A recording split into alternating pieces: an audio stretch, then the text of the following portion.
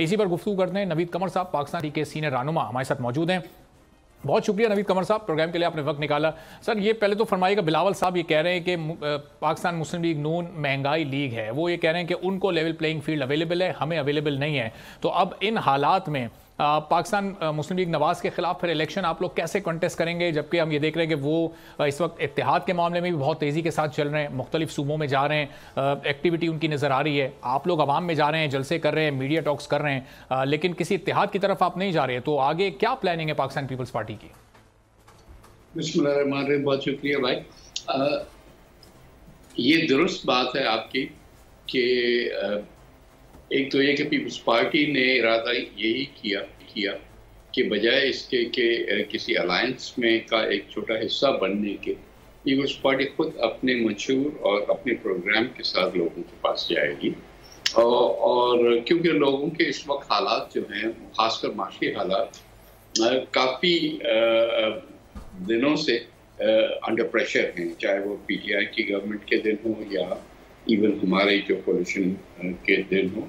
खासकर जो महंगाई और बेरोजगारी वाले दो फैक्टर्स हैं वो काफ़ी सामने आए और वो अभी तक कंटिन्यू एक हद तक कर रहे हैं। तो लोगों के जब तक के क़ुव्वत ख़रीद बेहतर नहीं होगी, लोगों के जेब में पैसा जब तक नहीं आएगा, तब तक ये हालात ठीक नहीं होंगे। बदकिस्मती से जो IMF प्रोग्राम है उसका भी जो है पूरा महवर इसी तरफ है, जो कि महंगाई को भी ऊपर रखता है और मुल्क में इकोनॉमिक ग्रोथ और बाकी किस्म की जो ग्रोथ्स हैं वो उनको फरोग नहीं देता। तो उस लिहाज से भी उस पार्टी ने समझा है कि हम अपना प्रोग्राम जब देंगे तो उसमें इन बातों की निशानदेही करते हुए वो प्रोग्राम देंगे और फिर लोगों को फैसला करने दें कि वो कौन से प्रोग्राम को ज़्यादा जो है बेहतर समझते हैं, उसके मुताबिक वो वोट दें। ठीक है, तो नबी साहब ये जो लेवल प्लेइंग फील्ड का आपका मुतालबा है, आप ज़ाहिर है कि पिछले चंद माह से जब से हुकूमत ख़त्म हुई है, PDM की असेंबलियाँ तोड़ी गई हैं, उसके बाद से ही आप ये कह रहे हैं कि लेवल प्लेइंग फील्ड हमें नहीं दी जा रही। अब ये मुतालबा आपका इलेक्शन कमीशन से है, ये निगरान हुकूमत से है, वफाकी काबीना से है, या ये सूबाई हुकूमतों से है? ये मुतालबा आपका बुनियादी तौर पर किससे है? देखिए, पहले तो ये बताएं ना कि आइन किसकी जिम्मेदारी बनाता है कि मुल्क में इलेक्शन जो हों वो साफ शफाफ हों, और अगर नहीं हो रहे तो उसके लिए जो है मुतहर्रिक कौन सी इंस्टीट्यूशन को हो, वो पूरा जिम्मेदारी प्राइमरीली इलेक्शन कमीशन के आती है। उसके बाद बाकी जो भी फैक्टर्स हैं, चाहे वो निगरान हुकूमत हो, चाहे इस्टेब्लिशमेंट हो, चाहे और जो लोग हैं, वो सब फ्लो वहाँ से होता है।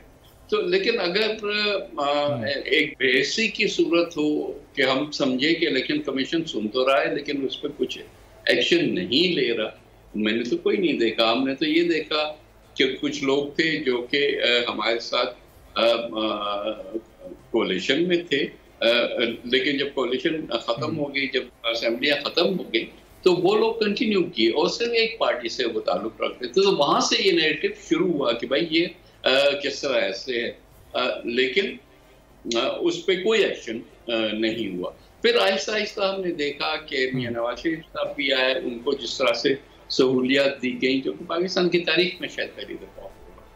तो फिर दूसरे इंस्टीट्यूशन में, अब जुडिशरी जो के सबसे न्यूट्रल इंस्टीट्यूशन होना चाहिए, उसके भी कुछ एक्शंस ऐसे थे जिसमें डबल स्टैंडर्ड्स नजर आ रहे थे। तो ये सारी बातें मिल मिला के ये लगता था कि जो पूरा स्टेज है वो सजाया जा रहा है एक ही पार्टी के लिए। अब वो उसके बाद, अब आप जैसे कह रहे हैं अलायंसेस वगैरह सूबे में, तो और उसके पीछे भी क्या है, जाहिर है कि मंजर आम पे आके तो ये चीज़ें नहीं कही जाती, लेकिन बैकग्राउंड में तो ये पता होता है, जिसको फोन आता है, जिसको कहा जाता है कि भाई फलां पार्टी में जाओ, और फिर वो ends up in that party. तो फिर आपको क्या नजर आता है कि आगे जाके क्या होगा। हम उस खदशे से कह रहे हैं कि आज ही से उसकी करेक्शन की जाए, ताकि कल जब इलेक्शन हो तो लोगों को उस इलेक्शन की रिजल्ट पे एतबार हो और उसके नतीजे में जो हुकूमत बन के आए वो पायदार हो, वो ऐसे एक्शंस ले सके जिस पर लोगों का यकीन हो।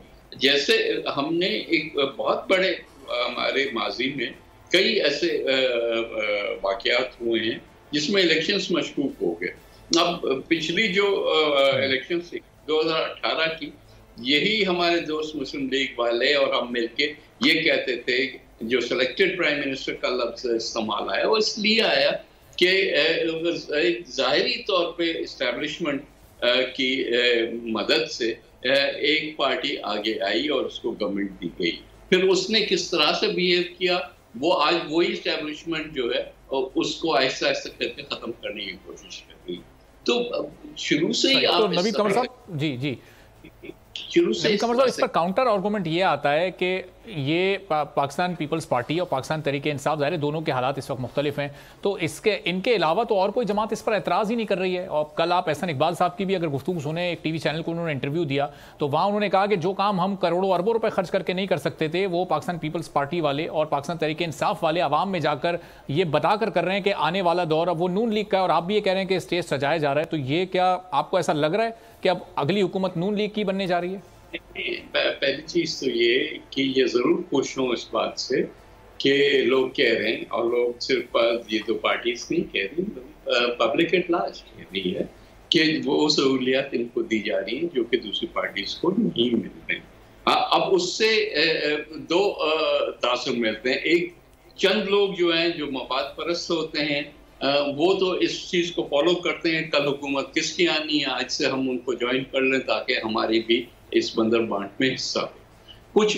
लेकिन बाय एंड लार्ज जो पब्लिक है, जो वोटर है, वो समझता है कि ये मेरा हक है कि मैं किसको वोट दूं और वो जो है उसको हुकूमत मिले, बजाय इसके कि एस्टेब्लिशमेंट या कोई और बैठ के ये फैसला करे कि इस दफा इसकी हुकूमत आए। तो उस पर उनका रिएक्शन बहुत स्ट्रांग होता है, आपको भी पता है कि फिर पब्लिक जब नाराज होके अपना डिस्प्ले करती है तो उसके अपने रिपरकशंस होते हैं, जो कि सिर्फ हुकूमत या इलेक्शन या पार्टी के दायरे में नहीं रहते, लेकिन उसकी वाइडर इम्प्लिकेशंस होती हैं। और उन चीज़ों को हम हर सूरत में अवॉइड करें क्योंकि वो पाकिस्तान के लिए बेहतर नहीं है। तो नवीद साहब, ये जो बयानिए की तब्दीली है इस वक्त मुस्लिम लीग नवाज़ की, पहले उनका बयानिया था वोट को इज्जत दो, और अब उनका बयानिया है कि पाकिस्तान की मईशत को संभालना है, मियां नवाज शरीफ उस मईशत को संभालने आए। तो ये ज़ाहिर है कि मईशत भी इस वक्त पाकिस्तान के लिए एक बड़ा चैलेंज है। तो उनके इस नए बयानिए के साथ पाकिस्तान पीपल्स पार्टी उनके साथ नहीं है, चूँकि पिछले बयानिए पर तो आप लोग एक साथ थे, वोट को इज्जत दो में आपने सपोर्ट किया, हिमायत की है नून लीग की।